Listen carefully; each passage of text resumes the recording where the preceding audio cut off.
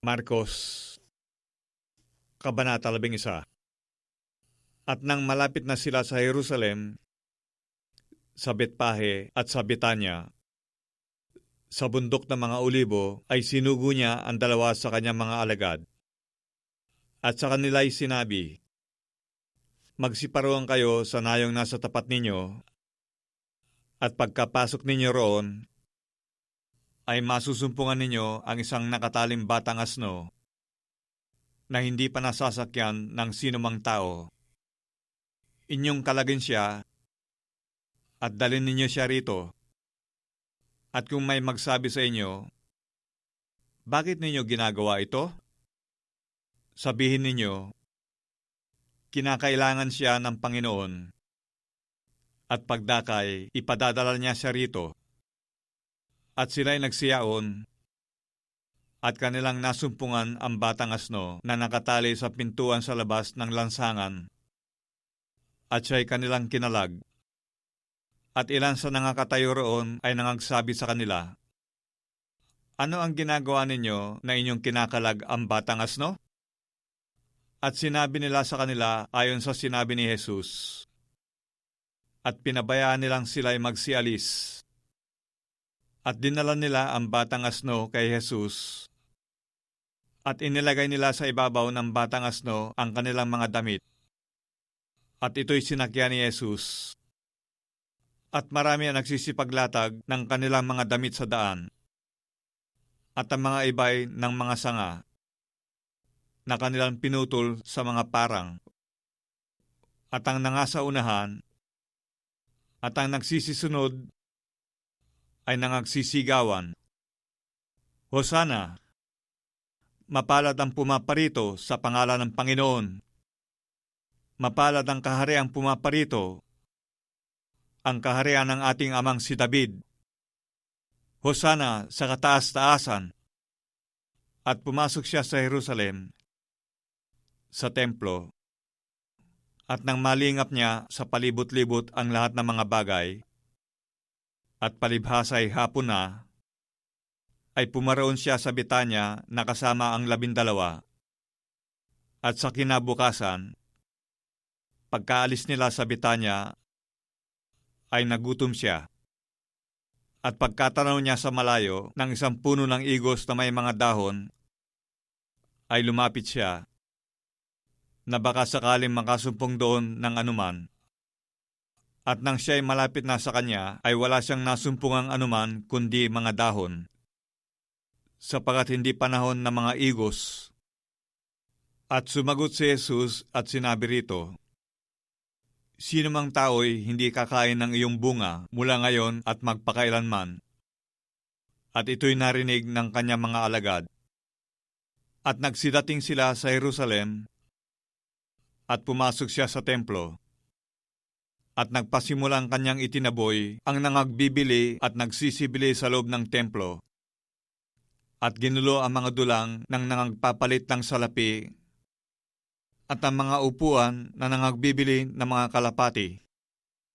At hindi niya ipinahihintulot na sino man ay magdala ng anuman sisidlan sa templo.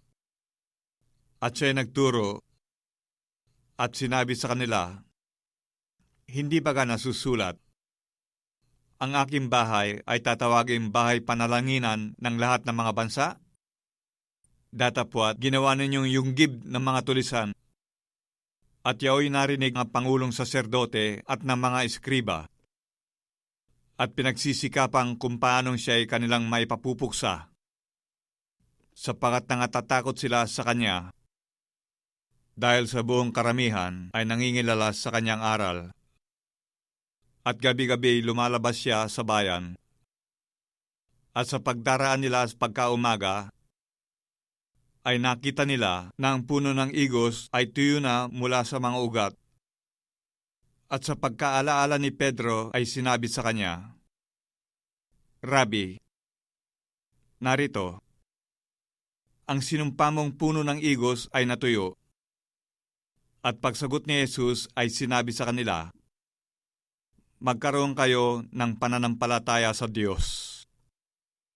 Katotohanang sinasabi ko sa inyo, ang sinumang magsabi sa bundok na ito, mapataas ka at mapasugba ka sa dagat, at hindi mag-alinlangan sa kanyang puso, kundi manampalataya na mangyayari ang sinabi niya, ay kakamtin niya yaon. Kaya nga sinasabi ko sa inyo, ang lahat ng mga bagay na inyong idinadalangin at hinihingi ay magsisampalataya kayo na inyong tinanggap na at inyong kakamtin. At kailanman kayo'y nangakatayong nagsisipanalangin, mangagpatawad kayo kung mayroong kayong anuman laban sa kanino man, upang ang inyong Ama naman na nasa langit ay patawarin kayo ng inyong mga kasalanan. At sila'y nagsiparong muli sa Jerusalem, at samantalang lumalakad siya sa templo, ay nagsilapit sa kanya ang mga pangulong saserdote at ang mga eskriba at ang matatanda. At sinabi nila sa kanya, sa anong kapamahalaan ginagawa mo ang mga bagay na ito? O sino ang sa iyo'y nagbigay ng kapamahalaan ito upang gawin mo ang mga bagay na ito?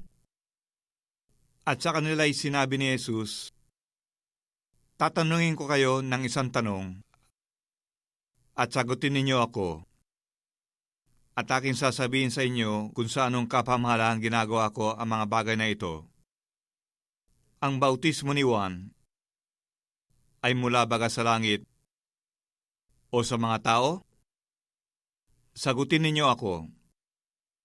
At kanilang pinagkatwiranan sa kanilang sarili na sinasabi, kung sabihin natin, mula sa langit, ay sasabihin niya, bakit nga hindi ninyo siya pinaniwalaan? Datapwat, kung sabihin natin, mula sa mga tao ay nangatatakot sila sa bayan, sapagkat kinikilala ng lahat na si Juan ay tunay na propeta. At sila'y nagsisagot kay Jesus at nagsipagsabi, hindi namin nalalaman. At sinabi ni Jesus sa kanila, hindi ko rin sasabihin sa inyo kung sa anong kapamahalaan ginagawa ko ang mga bagay na ito.